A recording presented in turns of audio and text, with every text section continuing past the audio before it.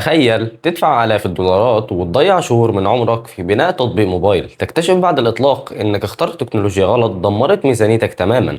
المعركة الأزلية هنا تبني تطبيقك نيتف ولا كروس بلاتفورم.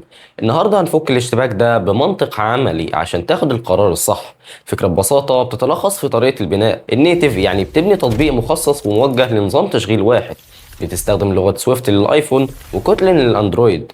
الأسلوب ده بيديك أعلى كفاءة ممكنة وأسرع أداء مع وصول كامل ومباشر لكل إمكانيات الهاردوير زي الكاميرا والحساسات والجي بي اس بدون أي وسيط. في المقابل الكروس بلاتفورم بيخليك تكتب كود واحد بس باستخدام أدوات قوية زي فلاتر أو رياكت نيتف. الكود ده بيشتغل على الآيفون والأندرويد في نفس الوقت. الميزة الجوهرية هنا هي توفير ما يقرب من نص الميزانية ونص وقت التطوير، وأداؤه في الفترة الأخيرة بقى ممتاز وقريب جدا من التطبيقات الأصلية. لكن هنا تحديدا بنصطدم بتقنيات اللي بيقع فيها أصحاب المشاريع والمطورين في بداياتهم، وهو اختيار الكروس بلاتفورم لتطبيقات بتعتمد بكثافة على معالجة الهاردوير المعقدة زي ربط أجهزة الاي او تي أو الجرافيكس العالي وتعديل للفيديوهات. هنا التطبيق هيتخنق تماما وهتضطر في النهاية تهد الكود وتبنيه من الصفر نيتف.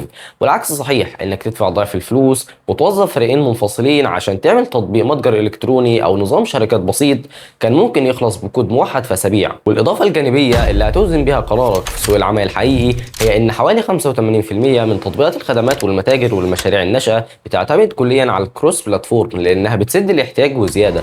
فلو بتبني النسخة الأولية لمشروعك عشان تختبر السوق، ما تضيعش وقتك وفلوسك، وخيار الكود الموحد هو الأذكى ليك.